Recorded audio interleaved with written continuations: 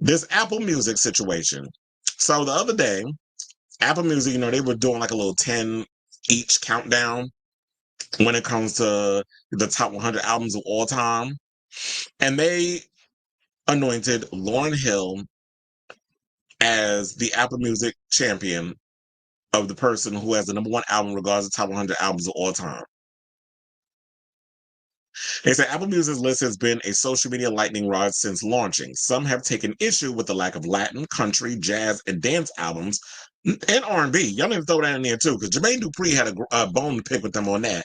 But we'll get into Jermaine Dupri's thing in a second. But one of the things I will say is that they were complaining, yes, about the lack of Latin, country, jazz, and dance albums that have helped shape contemporary music. Others took the ranking itself to task for favoring recent albums over older, more foundational ones. I agree with that, especially because we've had this conversation on the show in regards of recent albums not having the same impact and cohesiveness that older albums have. When artists back in the day, like let's use for example a Beatles, someone of that era, David Bowie, Madonna, Tina Turner, those sort of artists, there was a beginning, middle, and end to their music. Their music always told a story. When you listen to a lot of the newer artists now, a lot of y'all are not putting out strong bodies of work. Y'all just throwing a bunch of singles and a record or some bops and just trying to see what sticks. Which is why I do agree. It's like how you got Bad Bunny on a list, but no Don Omar and no Daddy Yankee. If it wasn't for them, there would be no Bad Bunny. So I don't understand why you putting Bad Bunny Un Verano Sin Ti over as like one of the most prominent records. But we'll get into that in a second because I did put in my notes, all the tweets and things that people went in with their gripes and all that other stuff. So they say it's not clear who specifically made these rankings. Well, I want to know because it's probably, see, this is some shit I would expect from Rolling Stone. Because Rolling Stone has always been raked over the coals over their stupid lists. But in regards of Apple Music, I'm like, y'all out your damn mind. And look, I refuse to listen to the thing because when I go on my Apple Music, and I've been doing that for a couple of days, they do have the thing of like, if you want to listen to all the songs or whatever that we put in the thing, no, I'm not giving y'all that energy because first of all, I don't agree with a lot of y'all lists. First of all, it's no shade. I like Lauryn Hill's album. It was back in the day. It did have a cultural impact 20 some odd years ago when it came out. It was like 25 years ago. It was like, yes, Lauryn Hill's album was everything is everything. It damn sure was at the time. However, her beating Michael Jackson's Thriller, y'all done lost your damn mind. And y'all knew that was going to be controversial because if you put Michael Jackson's Thriller, it wouldn't have gotten as much talk as you putting Lauryn Hill as number one. So they said albums that represent, this is how they made their picks. Albums that represented a cultural moment for the artist or genre. Albums that were complete thoughts, not just collections of hit songs. I'm calling bullshit on that one because a lot of these a couple of albums on here where people accuse are just collections of hit songs. It's not a completely thought out record. Like it has like I said, beginning, middle, and end, like it was a story. Like a fully realized concept. Albums that thoroughly represent culture in production and lyrics, albums that inspired a generation to want to create more music, albums that represent the best in storytelling, musicianship, recording, and production, albums that are timeless and reach far beyond the genre categorization.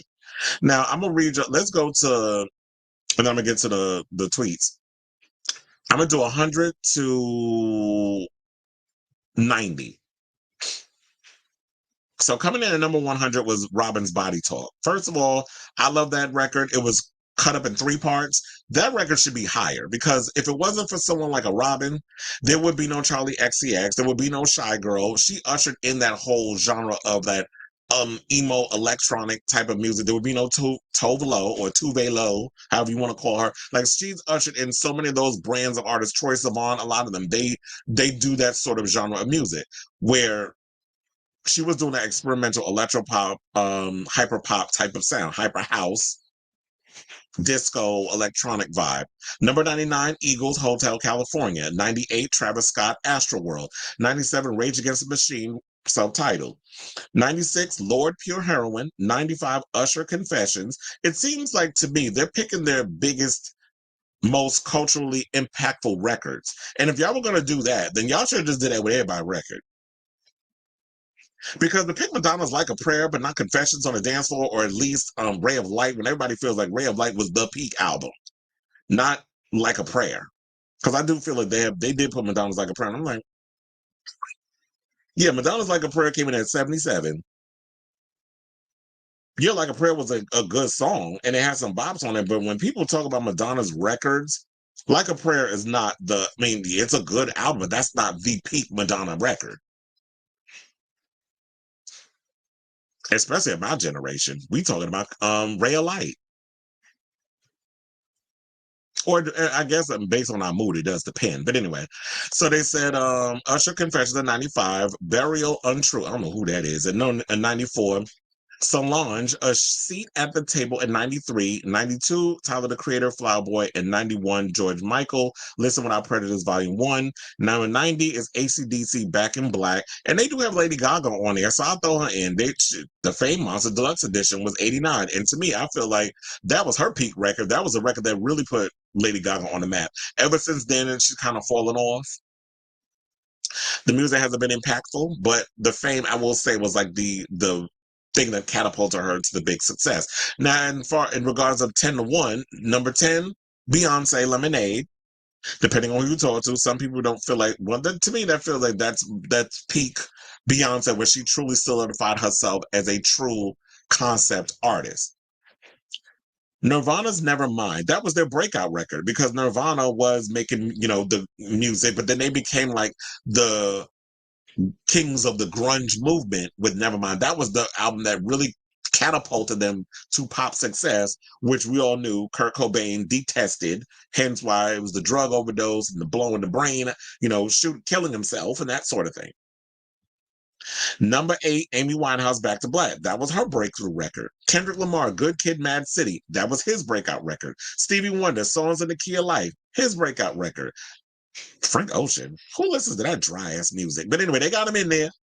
Number 4, Prince of the Revolution, Purple Rain. That was his breakthrough record. I mean, Prince has had many records, but that was the big record that catapulted him to superstardom. The Beatles, Abbey Road. 2, Michael Jackson, Thriller. Lauryn, which was his biggest album ever, because that record sold 30 million worldwide. And Lauryn Hill, The Miseducation. And I feel like if that was what y'all was going to do with this whole situation, why couldn't they say that? Instead of trying to feed us this bullshit. Now they do have, they said the 100 best albums list only featured 10 LGBT artists. Shout out to Out for this. So 93 was Flower Boy by Tyler the Creator. Number 2, Listen Without Prejudice, George Michael. The Fame Monster, as we talked about, with Lady Gaga, 89. Is she part of the queer community? Because she another one that's, I'm bisexual. We ain't never seen you licking no cat. So I don't know if I believe that. But she's an ally. So I guess they included in that, the QIA part. 78, Goodbye Yellow Brick Road by Elton John. Like a Prayer by Madonna. Madonna's not part of the queer community, but she is an influence on the culture. The Queen is Dead by the Smiths. Number 66, number 60, The Velvet Underground and Nico, The Velvet Underground, Nico. Number 30, When We All Fall Asleep, Where Do We Go, Billie Eilish. Number 24, The Rise and Fall of Ziggy Stardust and the Spiders from Mars by David Bowie. Blonde by Frank Ocean. Oh yeah, like I said, Blonde from Frank Ocean. Child, get off my line with this bullshit. But let's entertain what the people said, because that was more interesting than this stupid ass list. So Old Man Ebro, who was over there at Apple, said voters of the 100 best on Apple Music were challenged to not vote for our favorites, but albums that represented a cultural moment for the artist or genre, and that was with the whole list. And they said albums that were complete thoughts, not just collection of hit songs. So we said they were challenged not to vote for our favorites. So he was up in there voting too. So Jermaine Dupri said albums that inspired a generation to want to create more music, and had like the sign. One person said, well, that list was something. No Mariah, Whitney, Barbara Streisand, Celine, Tina Turner, no Ray of Light, no Teenage Dream, no Blackout, no Melodrama. For those who don't know, Madonna was Ray of Light, Katy Perry was Teenage Dream, Blackout was Britney Spears, and that was her breakthrough record, her peak record, because she took more risks with that one. and Melodrama is Lord. Apple Music put Like a Prayer at 77, and Ray of Light wasn't even included, while some random ass albums made it in the top 30. A joke. OMG. Another person put Brandy, Mariah Carey, Whitney Houston, Toni Braxton, Nicki Minaj, FOH. Don't forget Little Kim. She wasn't on there either. And here's the thing. When you're talking about people, say what you want about Nicki Minaj, but Pink Friday, her debut album deserves to be up in there in the conversation. Little Kim's Hardcore deserves to be a part of the conversation. So I don't know why they were not included. Another person put, so how was All Eyes on Me 62? And where is the Don Illuminati 7-Day Theory, DS2, Life After Death, I Am Nas, DMX, Dark and Hell is Hot? It was no cultured people on the panel, huh? Another person put all that just to put this bland top album with basic production and cringy lyrics at number 18. If y'all want to gag over who they talking about, please hold. That's what they talk about, Chad. They talk about Miss Taylor Swift. But here's the thing. Don't be throwing shade at 1989 because Max Martin did that with the production. So we're not going to throw shade entirely on 1989. But then Taylor's Virgin, she probably went in and changed it because, first of all, the word on the curb was the reason why her and Max were, butted heads and kind of like parted ways and weren't cordial with each other because she wanted a producer credit on the album and he was not trying to give that to her. Which kind of has me wonder because he and Madonna work together. And Madonna always wants a producer or co-producer credit on her music. And one thing about Madonna, she is going to get her producer's credit. So if Max Martin thinks that he's going to work with Madonna and not get a producer's credit, and she not get a producer's credit, then he has another thing coming. So that's kind of what made me wonder with that. Another person said there's no way that these points were taken into consideration and left out Janet Jackson, Rhythm Nation 1814, which is one of the most impactful pieces of work to date, especially for a pop star of her magnitude at the time and the relevancy of the messaging then and now. And that's why I was like, you know what? I was not going through that whole list of 100 people because me, number one, going through the list and dragging out this show just because I want to go through the list and make a comment about each song. I wasn't doing that. So that's why I'm so glad the commenters went in because it helps with me giving my opinion. I'm glad y'all did the work. Now I'm just filling the blanks. Shout out to y'all.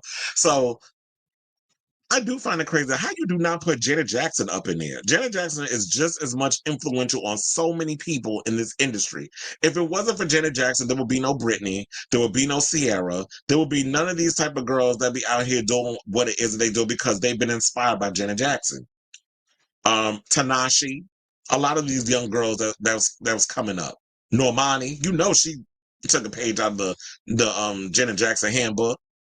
Janet Jackson has inspired a lot of girls. And for y'all not to include Rhythm Nation, which was not only about, it was talking about the injustices of the world. But like I said, also with this one, why are Daddy Yankee's Barrio Fino, Tego Calderon's El Abayarde, and Don Omar's The Last Dawn not there, but Bad Bunny's Un Verano Sin Ti is? Exactly, because I will tell you this. When Barrio Fino first came out, you couldn't tell me shit. I wore that album out when I was growing up. Besides Gasolina, because everybody knew Gasolina. But I was listening to that I used to listen to that record to death. I haven't listened to it in a long time, though, because I know it's in other reggaeton songs and things. But you cannot tell me that Daddy Yankee's influence on the culture is non-existent. But y'all want to put Bad Bunny up in there because Bad Bunny is the hot thing right now. So it just shows that these are people who are voting that want to jump on a bandwagon to seem cool, but y'all don't know what the fuck y'all doing. And I feel like if y'all want to talk about songs that made in cultural or albums that made cultural impacts and stuff, then say that. Or you should have just did things by category. Maybe you should have did like a top 10, top 20, top 50, I don't know, of songs from each genre and did that. Or I was gonna say, let the people vote, but sometimes the people, you let their ass vote. I don't know if that'd be a good idea, but look, the people that was voting on this ain't know what the hell they was doing. But hold on. Oh, so they say in a statement that shared via Apple Music, she shared that her surroundings and influences deserve just as much credit as she does in receiving honor. Okay, we don't care. First of all, I'm glad, congratulations to you, Lauren, but I can care less. Until you start showing up on time to concerts, I don't give a damn what award or shit that they give you. Now, Jermaine Dupri, so we can hurry up and get off this topic because I feel like I spent way too long on it. But when we talk about music and trying to break down all these things, I feel like the long stretch out situation is warranted. So Jermaine was irritated by this list. The renowned hitmaker voices disappointment and frustration with Apple Music's recently published list, highlighting what he sees as a significant oversight and a lack of respect for the R&B genre. Or all genres, we should say, but let's focus on the R&B because that's what he said. JD reacted to the first 90 albums of Apple Music's list on Twitter and stated that it skimmed out on including numerous R&B projects. Looking at this Apple Music Top 100's album list is sad. The disrespect is crazy. It's giving not worthy, he typed on May 21st, which was a Tuesday. He didn't stop there because he also went on TMZ Live to expand on his frustrations. Now, we do have their clip. It's one. So hold on a second. Let's get that TMZ clip up in here. So that way we could play it. Huge day for Lauryn Hill. Her album, her only studio album that she has ever recorded, best album of all time. The Miseducation of Lauryn Hill has been named the #1 album of all time. Just best album, not sales, just the best album by Apple Music. And their list they put out a list of the top 100 albums of all time. Some people are celebrating, but I think most people are like, what the hell are they talking about? Right. Here's the top 10. Lemonade, Beyonce, Nevermind by Nirvana's 9, Back to Black, Amy Winehouse 8, Good Kid, Mad City, Kendrick Lamar is 7, Songs in the Key of Life is 6, Stevie Wonder, that's cool. Deserved. Frank Ocean at number 5. Purple Rain is 4, Abbey Road's 3, there you go, Harv. Thriller 2, and then There you go, Lauryn Hill. Harv. I gotta say, if you're doing best album of all time, how at the very least, I mean, Thriller, I think would satisfy a lot of people. Yeah, but then you know what? Nobody would be talking about it. Some people what I really feel said. that the list That's a good point. was kind of exclusionary. That's a good point. I'm not talking about just the top 10, but the top 100 was exclusionary to a lot of greats. There is nothing from Whitney Houston there. The Weeknd isn't in there, and we know how incredibly popular he has been over the last. But 15 years. also, there have been groups over decades and decades that were huge and somewhat forgotten in this thing. Yeah, I mean, I would make an argument that the Beach Boys, should be in the top 10. Yeah, should be in the top 10. Pet Sounds. Yep. But it is not. Someone in the music industry, deep in the music. Now hold on. Before we get to Jermaine, I was like, you know what, Harvey, you telling your damn age by sitting there talking about some damn Beach Boys. But yeah, they're absolutely right. Like I said in the previous segment, and this is the first time I'm actually watching this clip. Like I didn't watch the whole thing. So this is literally the first time, along with y'all, if y'all haven't seen it, that I'm watching this right along with y'all. And he said the same thing. I was like, yeah, if we would have made Michael Jackson Thriller the #1 record, people are like, yeah, that feels right. And we wouldn't be talking about it. So a lot of times, I feel like these Apple Music, even with Rolling Stone, who we talked about many a times on the show, when Rolling Stone be making a little video, their lists or whatever, and they put certain things in certain spaces, they know they want to get us riled up and have this debate. And yes, music is subjective, art is subjective, and everybody's going to have their opinions. But in my opinion, no shade, but yeah, Lauryn Hill, that album did hold a cultural impact on our lives when it came out 25 years ago. But the best album of all time beating Michael Jackson, that's a hell no and a chop. And y'all know damn well that that's some BS, but y'all doing this because it gets us talking, and it worked. So congratulations, Apple Music. But let's get into because they're about to introduce Jermaine. So let's get into what JD had to say. Industry who's been watching this and has a lot of opinions. That would be Jermaine Dupri, and he is joining us now. Jermaine, welcome back to TMZ Live. How you doing, man? Hey, Jermaine. I'm good. Thanks for having me. So I always think it's interesting when people within the industry really are paying attention to these things. Because sometimes I think it's really just for fans that they put this out for, but people in the industry obviously care. I know that you feel this list is a little slight. It's slight is a bit slight for people in R&B. Yeah, yeah. I feel like it's I feel like it's disrespectful. I'm not even gonna use the word slight. It's disrespectful to the genre of R&B because every artist from my era, I would say from '92 to till now, the things that we listen to, for me, even as a producer, to get songwriter, to get to who I am, none of those people are represented on this list. And then I feel like even the younger artists, even like with Beyonce and SZA, I feel like they listened to Aaliyah prior, right? Aaliyah's not on this list. Um, Diana Ross is not on this list. It's so many artists that I feel like are, and when I made a tweet yesterday, and then I saw Dallas Austin, which is my brother.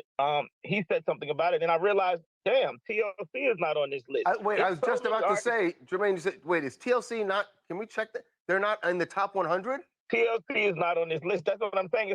It's past the thought of being disrespectful. It's just like, I mean, I get it, but I mean, you have to, and I feel like in rap, everything in rap was addressed in here. They have a female rapper that has the #1 album of all 100 albums, and then Tupac, Biggie, Jay-Z, Nas, all of those guys were there on the list. The numbers, I don't actually want to get into the numbers because I feel like we get into the numbers, you might just throw the whole list away.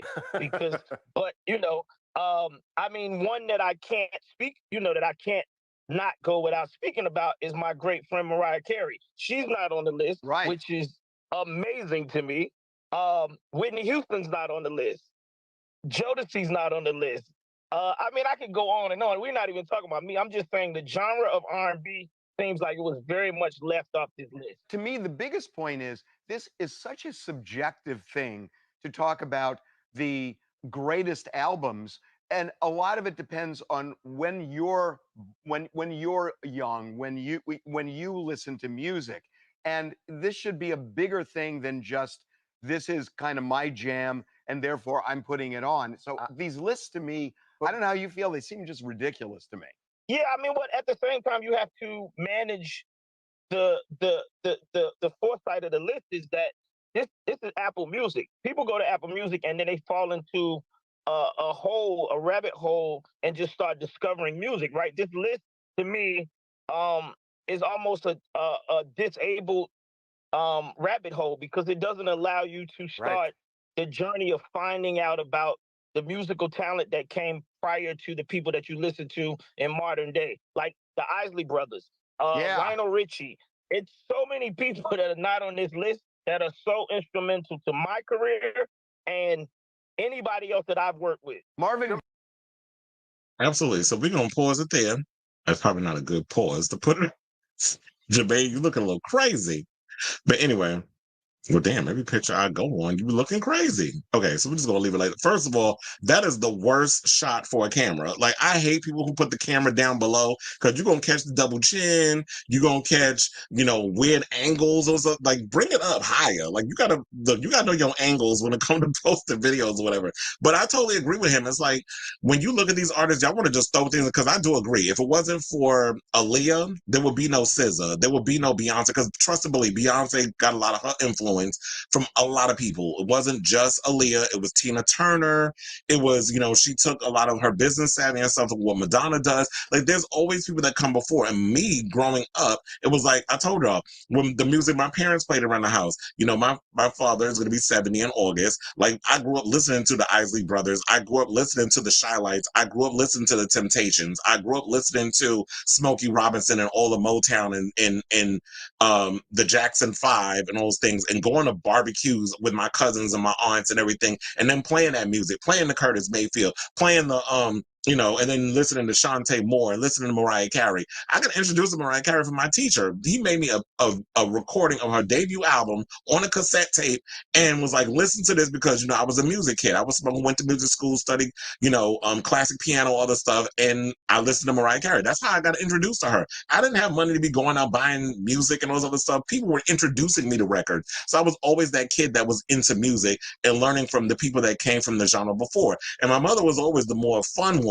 So she was playing Boy George. She had me listening to, you know, all the dance pop type stuff. Like I was listening to, I think, was she buying Madonna records on I was listening to Rick James. I was listening to Tina Marie. I was listening to, who else? Like I said, Boy George. I was listening to all types of music. Like my mother was playing, she was the pop girl. My father was the one that was playing more like that funky R&B, you know, type of stuff. Stevie Wonder, all that other stuff. It wasn't for Stevie Wonder, there would be no Alicia Keys. Speaking of Alicia Keys posted on her Instagram, I believe, of her, I think it was on the Neighborhood Talk.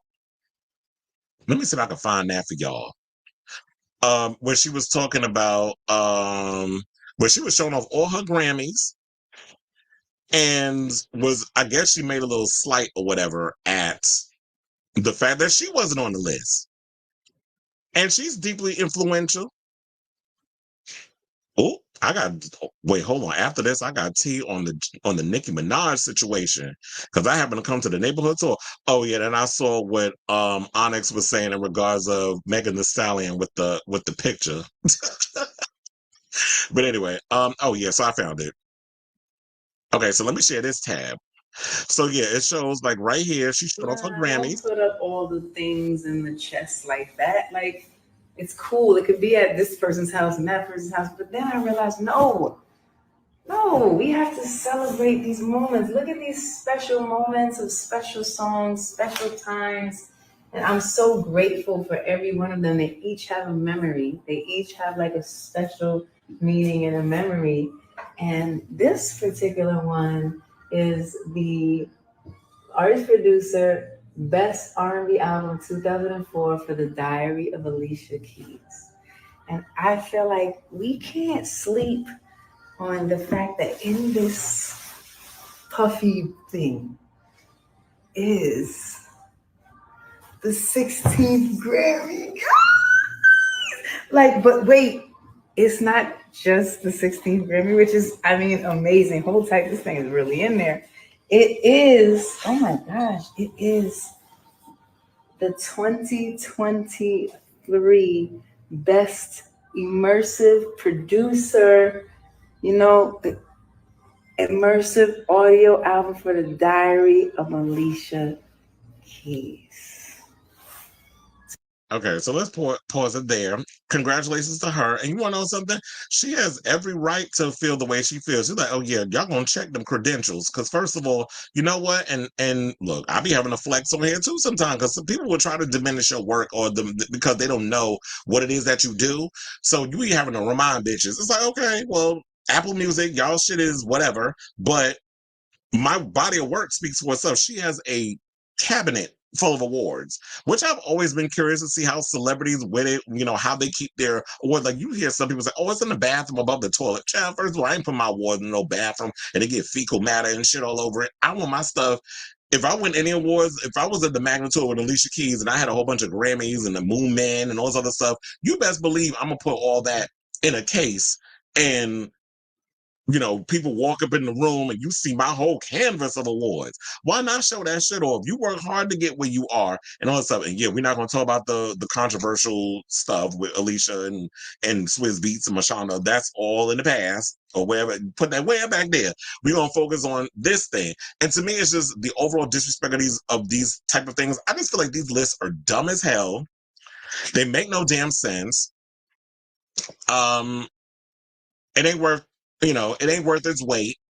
And to me, it's like, I do agree with Jermaine when he said that these lists or whatever, like, it just doesn't give light to, like, it's this rabbit hole. Like, how are you counting what people are listening to? Because it's like, yeah, you could be listening to SZA, but did you know that she was, like, there was people that came before her that she was influenced by? Are you listening to those artists? And a lot of times, those newer artists are not even paying homage or even giving respect to those artists that came before them.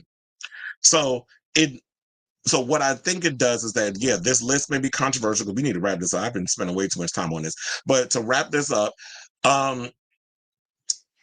while the list is stupid, I do feel like what I got from it, because I always got to try to find a positive.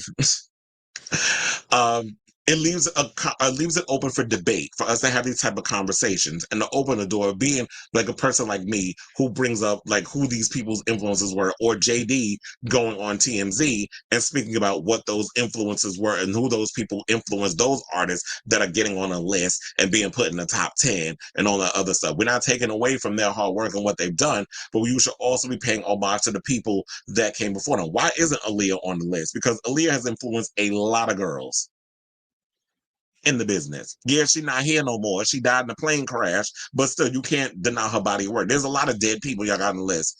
Kurt Cobain's on the list. He blew his fucking brains out, but you got him in the top 10. So, I say all that to say, let me know what you guys think down in the comments on this whole thing. Are y'all calling BS on this whole situation? Let me know down below.